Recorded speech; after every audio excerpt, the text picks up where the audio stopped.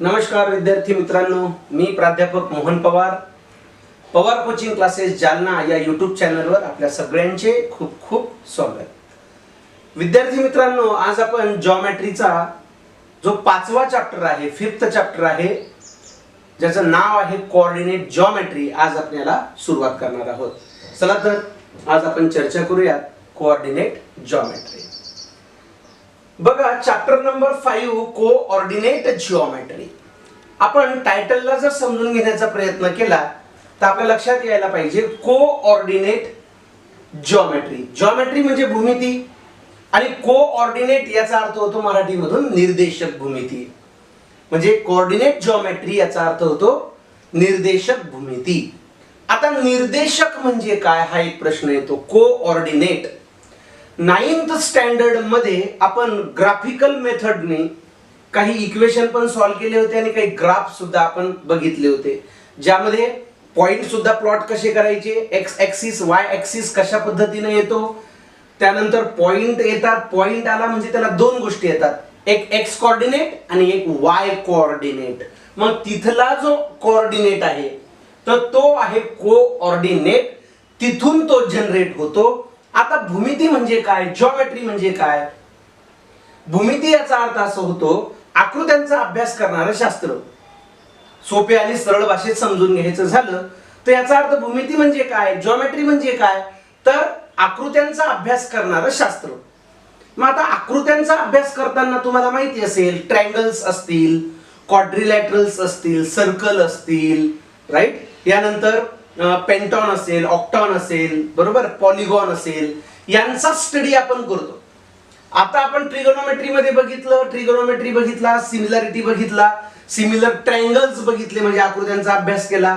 Pythagoras मध्ये आपण right angle triangle बघितला म्हणजे आकृत्यांचा अभ्यास केला, बरोबर. यानंतर आपण ट्रिगोनोमेट्री मध्ये आपण लास्ट सेक्शन मध्ये बघितलं की अँगल ऑफ एलिव्हेशन आणि अँगल ऑफ डिप्रेशन या ठिकाणी पण आपण सिच्युएशन क्रिएट झाल्या, त्या तिथे डायग्राम तयार झाल्या, डायग्राम तयार झाल्यानंतर त्यांचा आपण स्टडी केला. इन शॉर्ट, जिओमेट्री म्हणजे काय तर आकृत्यांचा अभ्यास करणारं शास्त्र. आता कोऑर्डिनेट जिओमेट्री म्हणजे काय?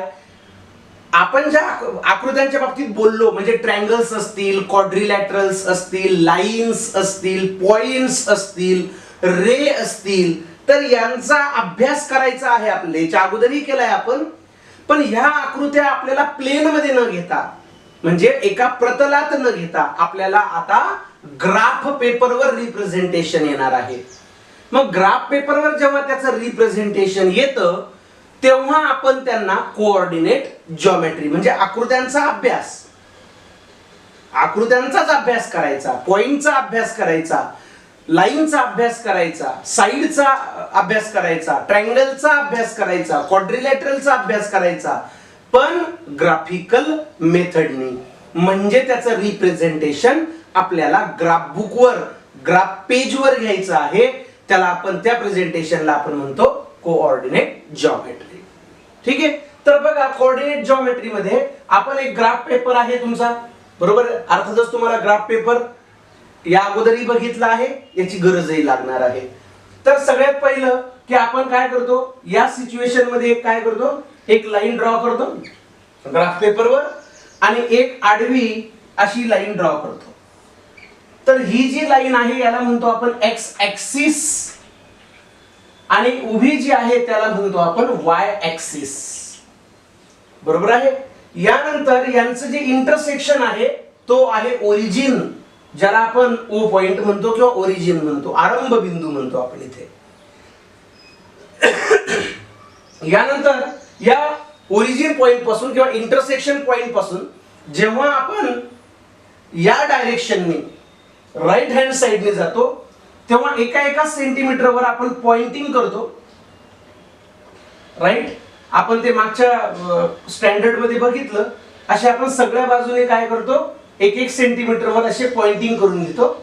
तर हे पॉइंटिंग आपण केलेत, ठीक आहे. तर 0 पासून आपण जेव्हा राईटला जातो तेव्हा पॉझिटिव्ह पॉइंट्स असतात 1 2 3 4 5 6. इकडे असतात -1 -2 -3 -4 -5. इकडे 1 2 3 4 5 6. इकडे -1 -2 -3 -4 -5 -6. तर हा झाला. यानंतर इथे मध्ये स्केल असते, बरोबर, ती स्केल असते. आपण सध्या स्केल घेतलेली आहे. On both axis 1 centimetre is equal to 1 unit. आता 1 युनिट म्हणजे आपण इथे किलोमीटर अंतर जर घ्यायचं असेल तर ग्राफ बुक वर किलोमीटरचं अंतर आपण घेऊ शकत नाही, तर युनिट म्हणतो आपण मग त्याला. ठीक आहे. तर यानंतर आता कोऑर्डिनेट जॉमेट्री. आता पॉइंट्स येणार. समजा आपण या डायग्राम मध्ये कुठेही 3 पॉइंट्स घेतले. समजा एक पॉइंट घेतला इथे, हा एक पॉइंट घेतला, कुठेही काही अडचण नाही यामध्ये. या समजा सेकंड पॉइंट जो आहे तो आपण इथे घेतला आणि थर्ड पॉइंट जो आहे तो इथे घेतला, असा. बरोबर. असे आपल्याला इन्फिनाइट नंबर ऑफ पॉइंट्स आपल्याला ड्रॉ करता येतील, घेता येतील. आणि हे पॉइंट यांचे नेम घेतले आपण A, B आणि C. There are 3 points. आणि हे पॉइंट जर आपण एकमेकांना जर जोडले तर तुमच्या लक्षात येईल की एक ट्रायंगल ड्रॉ होईल. बघा, एक ट्रायंगल ड्रॉ झाला. म्हणजे हा ट्रायंगल आहे. म्हणजे आपण कशाचा स्टडी करतोय? जॉमेट्रीचा. पण हे ट्रायंगल जे आला त्याचं रिप्रेझेंटेशन हे कशावर आलं? ग्राफिकल वर, ग्राफ पेपर वर आलं. म्हणून याला म्हणायचंय, याचा स्टडी करत असताना आपण याला म्हणतो आता कोऑर्डिनेट जॉमेट्री. मग ही कोऑर्डिनेट जॉमेट्रीचा स्टडी करत असताना आपल्या लक्षात यायला पाहिजे की 3 ट्रायंगल, 3 पॉइंट्स एकमेकांना जोडले म्हणजे ट्रायंगल ड्रॉ झाला. अजून एखादा जर पॉइंट घेतला असता आणि त्यातले कोणतेही 3 पॉइंट जर कोलिनियर नसते तर क्वाड्रिलॅटरल त्या ठिकाणी ड्रॉ झाला असता.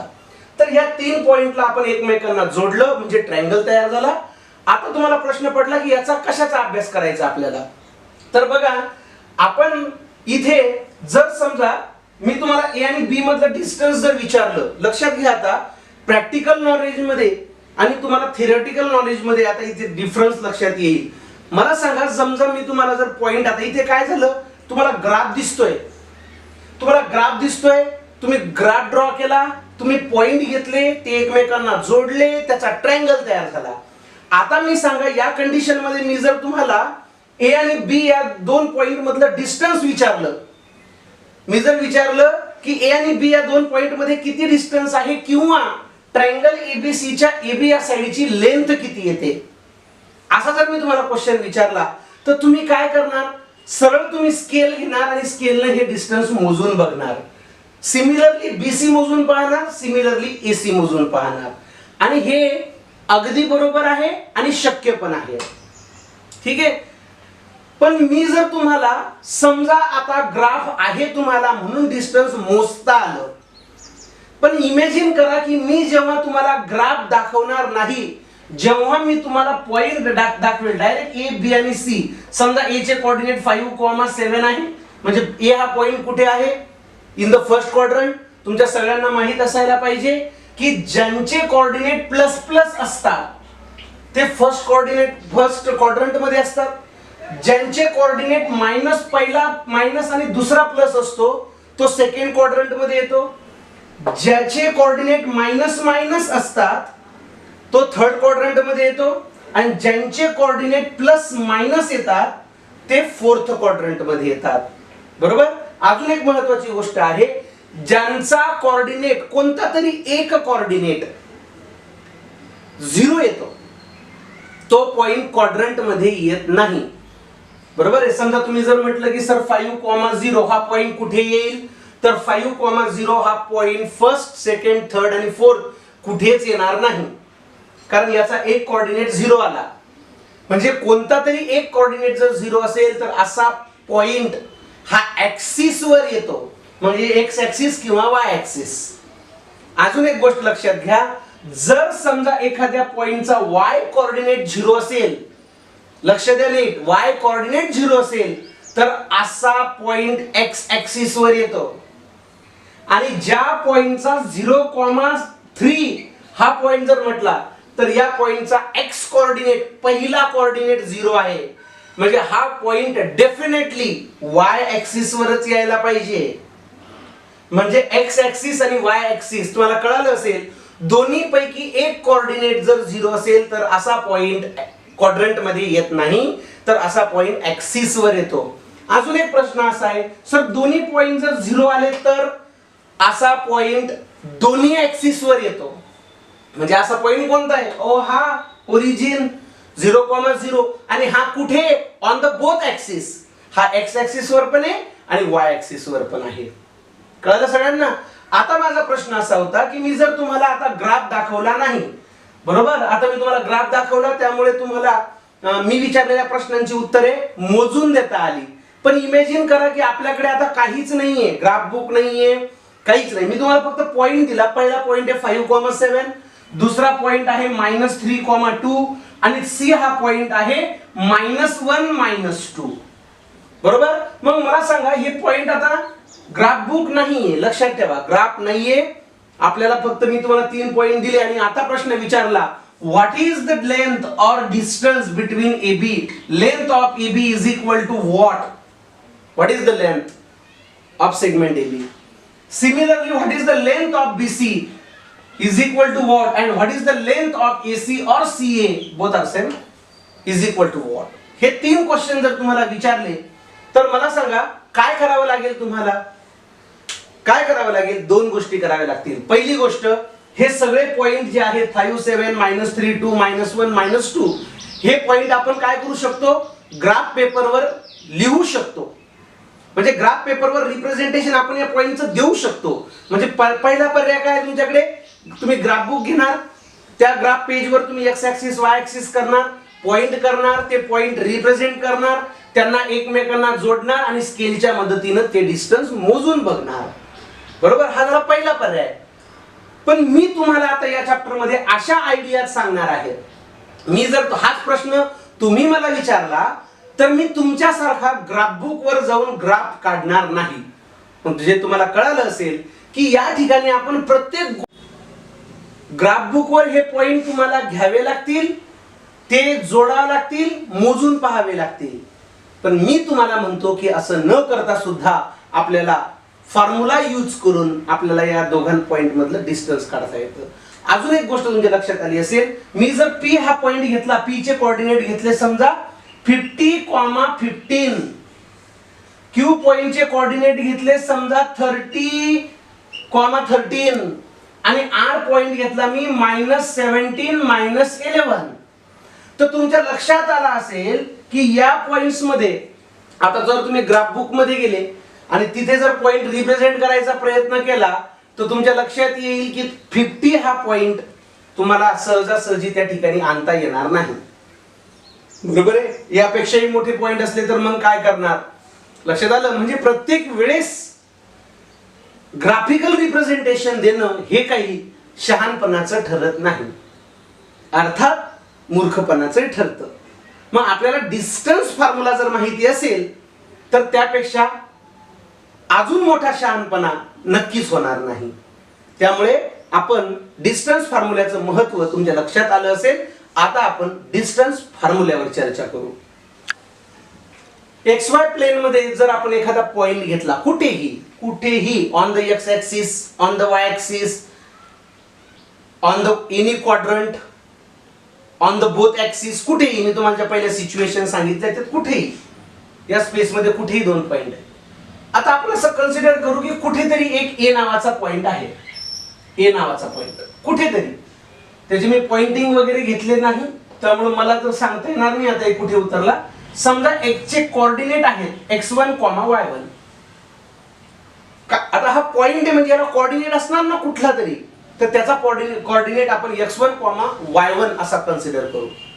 आणि समजा एखादा पॉइंट आहे अजून कुठेतरी, समजा इथे आहे B नावाचा पॉइंट आहे, म्हणजे याला पण कोऑर्डिनेट असणार, तर याचे कोऑर्डिनेट x2, y2 आहे असं कन्सिडर करू आपण. x2, y2. मग या दोघांमधलं जर डिस्टन्स विचारलं तुम्हाला,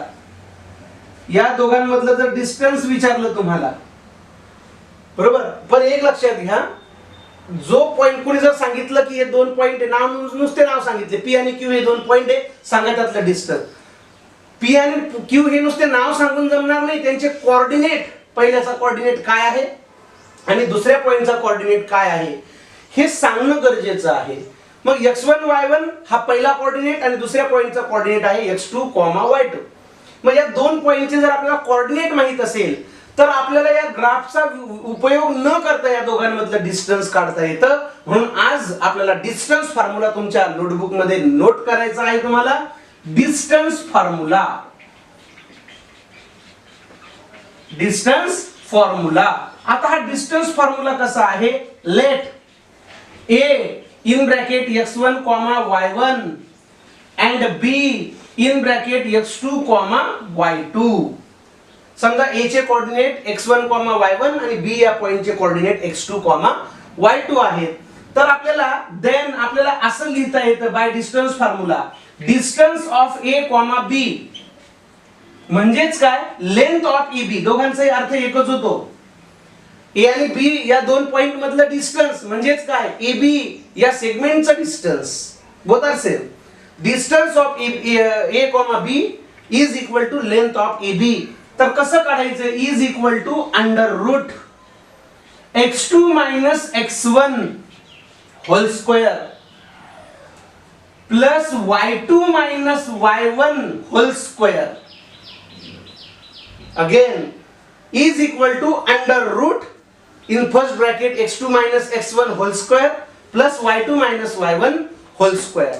म्हणजे तुम्हाला कळालं असेल x2 कुठं, x1 कुठे, y2 आणि y1. तुम्हाला कळालं फॉर्म्युल्यामध्ये चार गोष्टी आहेत. x1, y1, x2 आणि y2 ह्या चार गोष्टी आहेत. म्हणजे तुम्हाला एक गोष्ट कळाली, या चार गोष्टी जर माहिती असेल तुम्हाला तर डिस्टन्स काढता येईल. या फॉर्म्युल्यामध्ये चारच अननोन गोष्टी आहेत. x1, y1, x2 आणि y2 या चार गोष्टी जर तुम्हाला माहिती असेल तर तुम्ही कॅल्क्युलेशन करून याचं सिंप्लिफिकेशन देऊ शकता. मग आता प्रश्न असा आहे की या चार गोष्टी कुठे असणार? अहो तुम्हाला दोन पॉइंट दिलेले असणार ना, म्हणजे त्याचे कोऑर्डिनेट आहेत. मग पहिल्या पॉइंटचे कोऑर्डिनेट x1 आणि y1 कन्सिडर करा आणि दुसऱ्या पॉइंटचे कोऑर्डिनेट x2, y2 कन्सिडर करा. बरोबर? आणि त्या ज्या व्हॅल्यू आहेत इथं x1 च्या जागी काय येईल, y1 च्या जागी काय येईल, x2 च्या जागी काय येईल, y2 च्या जागी काय येईल, त्या व्हॅल्यू उचला आणि यामध्ये टाका. यामध्ये व्हॅल्यू टाकल्या की ऑटोमॅटिक तुम्हाला त्या ठिकाणी येईल. दुसरी गोष्ट पुन्हा डिस्टन्स फॉर्म्युल्याने तुम्हाला एक गोष्ट कळाली, कोऑर्डिनेट माहित असेल तर आपण डिस्टन्स काढू शकतो. हाच फॉर्म्युला जर एखाद्याने असा लिहिला is equal to x1 minus x2 whole square plus y1 minus y2 whole square तर चालतं का? कारण बऱ्याच वेळेस मला असे प्रश्न विद्यार्थ्यांनी विचारले की सर हे फॉर्म्युल्यामध्ये असं का लिहितात हो x2 minus x1. x2 minus x1 न लिहिता जर तुम्ही x1 मायनस x2 लिहिलं तरी काही फरक पडत नाही. याला कारण आहे, A या पॉइंट पासून B या पॉइंट पर्यंतचं डिस्टन्स समजा 5 युनिट आहे. मग A पासूनचं B पर्यंतचं डिस्टन्स जर 5 युनिट आहे तर B या पॉइंटचं A पर्यंत किती असेल? 5 युनिट. त्यामुळे याचे कोऑर्डिनेट घेऊन यातून मायनस करा किंवा याचे कोऑर्डिनेट घेऊन त्यातून मायनस करा. बोथ आर सेम, काही प्रॉब्लेम नाही. सर कॅल्क्युलेशन मध्ये काहीच फरक पडत नाही का? कारण बघा x2 मायनस x1 करा, याचा स्क्वेअर येताना पॉझिटिव्ह येणार आणि x1 मायनस x2 करा, याचा पण स्क्वेअर येताना, कारण होल स्क्वेअर असल्यामुळे डिस्टन्स निगेटिव्ह येण्याचा काही प्रश्नच येत नाही. आणि आपल्या सगळ्यांना माहिती आहे distance can not be negative. कळलं सगळ्यांना? तर आज मला असं वाटतं की आपल्या सगळ्यांना डिस्टन्स फॉर्म्युला हा कन्सेप्ट लक्षात आला असेल. आपण पुढच्या लेक्चर मध्ये प्रॅक्टिस सेटला सुरुवात करूया. नमस्कार.